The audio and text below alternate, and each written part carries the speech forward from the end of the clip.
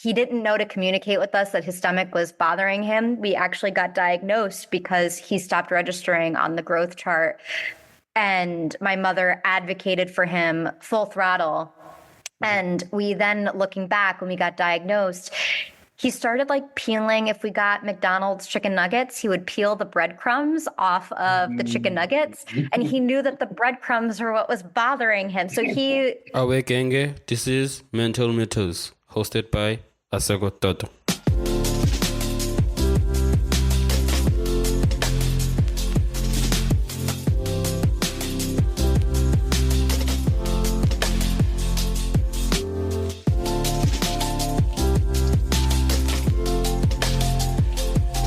Hello, everyone. Welcome to another episode of Mental Matters. I'm your host, Asegototo. And before we dive into today's incredible conversation, I have a small favor to ask. If you enjoy what you hear today, please take a moment to rate and review our podcast on Apple Podcasts, Spotify, or wherever you listen. Your feedback not only helps us improve, but also helps others discover the valuable insights we share every week. And if you find today's episode particularly inspiring or insightful, don't forget to share it with your friends, family, or anyone you think could benefit from it. Thank you for your support. It truly means the world to us. Now, let's get back into our conversation. So there's some gut health stuff I could talk about, but more emphasis on how celiac disease impacts that. Okay. Thank you so much. Actually, I'm planning on doing a series on nutrition and also gut health. And it's a conversation that people are actually not aware. And the way I come from, that I'm at, it's a conversation that people actually, as I mentioned, that they don't know. And also myself has just realized that mental health can be linked with nutrition to have that better mental well-being. So thank you so much for being here, Esther, and I really appreciate your time of being here. So and welcome to Mental Matters. Really appreciate it. Yeah, thank you for having me. I just want to speak in terms of your personal transformation. You've gone through some significant life changes that have led you to become an American expat. Can you walk us through those pivotal moments and how they shaped who you are today? Yeah, so I have been through not a lot in my life, but enough that it's made me want to go and explore the world. I have a brother. I would say that there are two big defining moments in my life as far as what's made me the person I am today. One of them being my brother was diagnosed with autism when we were about 2-3 years old. And then when we were 14 and 15, we were diagnosed with celiac disease, which changed our life. But my brother being autistic, that impacted my upbringing, made me an empath, made me want to see what else was out there of the world, hoping that there were better people than what I was seeing in my own community. It made me quite imaginative. I wanted to imagine a world out. I would get lost in my head, and that's what got me into theater. And I would watch. That also inspired me to travel because I would read and be part of these musicals and plays that would talk about all these places outside of the United States and outside of New York where I grew up. And I wanted to see what they were like in real life. And I had this desire to want to have this, what's called dual citizenship, or citizenship of multiple different countries. So COVID happened, and that put a lot of time on my hands where I was furloughed and waiting to be able to get back to work. And so I started doing all this genealogy research and realized through Italy, I could in fact travel and see the world. But the other big thing that impacted my life at 15 years old, being diagnosed with celiac disease, I thought I would never be able to do those things. I would never be able to leave the United States because whenever I left New York, it was difficult to find gluten-free foods and to be able to eat safely. So then I did my research and I found out I had this opportunity where I could go live in Italy for a period of time. I went through, as all good romantic comedies or romantic horror stories start off. I had a major breakup with a partner I was with for a really long time, and I just needed that opportunity to start over. So I took the excuse to get out of the country, and wasn't beholden to anybody anymore, and I could go and explore. And Italy, believe it or not, was the best country I could have gone to with having celiac, even though it's the land of pasta and pizza. They're really, really great with celiac disease. And then that inspired me to want to start my blog and my podcast to help others feel like they could also explore and go anywhere too. And that it's not just, you don't have to stick with your own corner of the world and be afraid of the world because you have celiac. It's everything is still possible. And in terms of, as much as, since we're gonna get deeply into celiac disease, to someone that doesn't know what is actually celiac disease, can you explain that to them? Absolutely. So celiac disease is an autoimmune disease. So it's more than just, I think everybody assumes that it's a gluten allergy, and it's a little bit more intense than that. So before I was diagnosed, I would eat quote unquote normal foods. And there's something, I'm not a doctor, I'm not a medical professional, I'm just someone that has happened to live with this for the past 15 years. But to put it in the simplest of terms, there's these little hairs in your intestines that grabs the nutrients as you are digesting it through your digestive tract, right?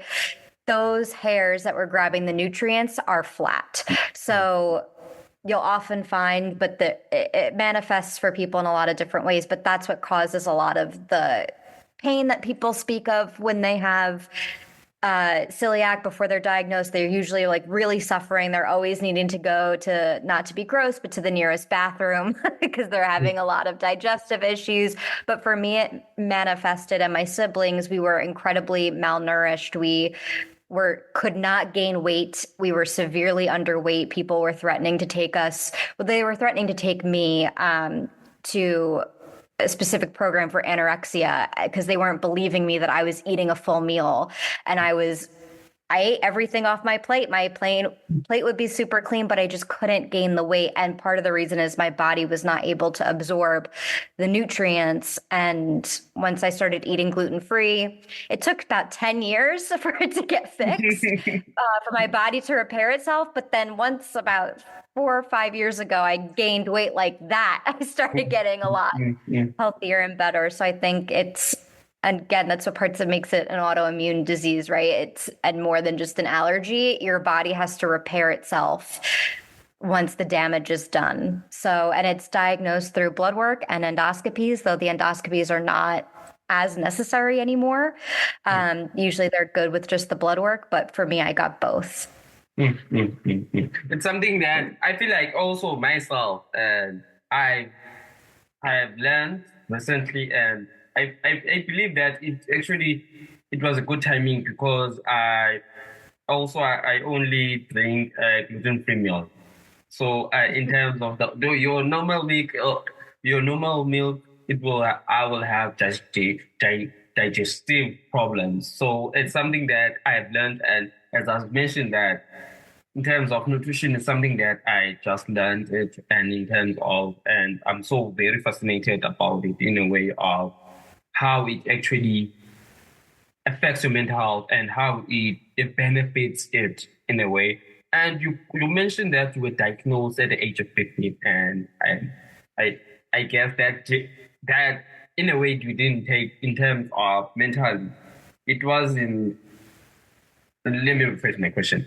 So I believe that sometimes as kids, and when we are diagnosed with certain mental health disorders, and people view us in a different way, and also ourselves view ourselves in a different way, and we end up saying that to ourselves that as much as we are kids, but at the same time we have at the back of our head we are saying that we are not normal, we are different, and we see that as a bad thing, because the reason why I'm bringing that up is the fact that I have seen people in my life and the guests that I've spoken with on this podcast saying that in terms of people not actually realizing that in terms of doubting themselves because they have, let's say, bipolar disorder, they have ADHD, they have ADD.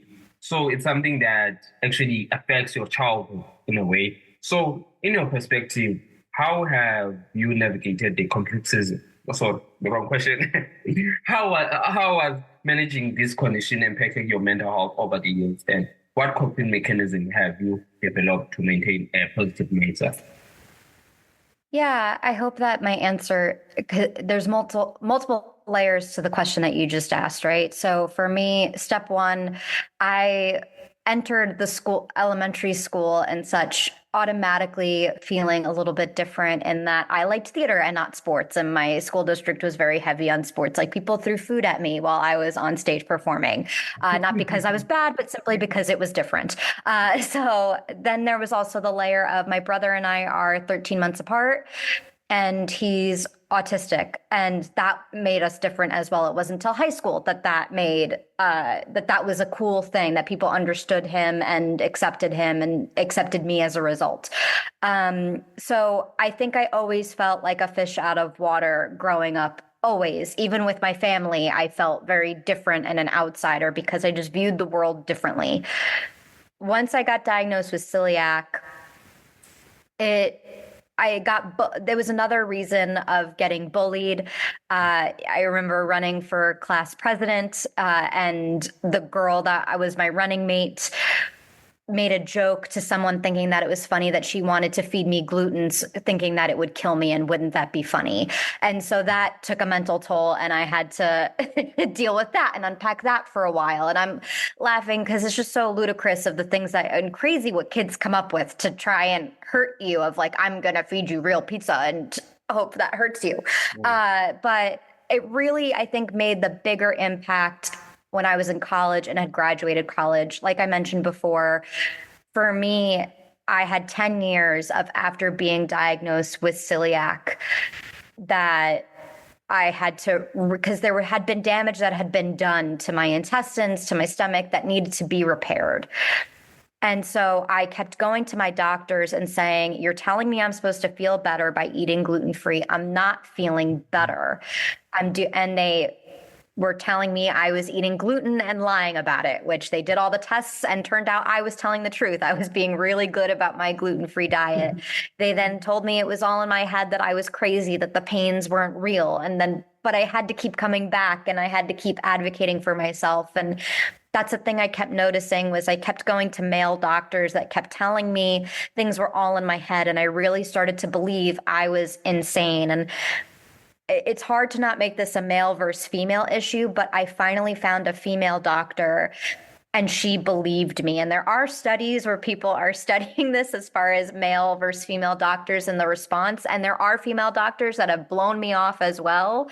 But it was only female doctors that have, when I've come with a complaint, that have taken me seriously and said, hey, I know it's real. Let's do some tests and let's exhaust every and all possibilities before we go back to it's all in your head. And I became very depressed, and I didn't want to go out with friends because everything hurt when I ate. It turned out I had other digestional, I think that's the word, issues. I have what's called gastroparesis, which means my stomach cannot break down foods as easily as other people.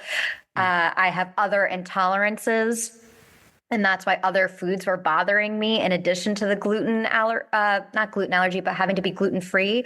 But that took 10 years to figure out. So I didn't want to go out with friends into the bars when I could drink with them. And I didn't want to my friends like dinner parties, and I never wanted to go because it just became too much. And I had a lot of accidents where I couldn't get to the bathroom in time, and that was too embarrassing. It made dating quite difficult, where my partner was very supportive, but he also preferred to stay home. So that staying at home, as we all know from COVID, can make it feel very isolating when you're only seeing the same four walls over and over again. So it really took a toll. And then finally, and I don't remember the name of the book, and I wish I had it on me, but a doctor gave me a book of how the science of your mental health and your gut health, and how one impacts the other.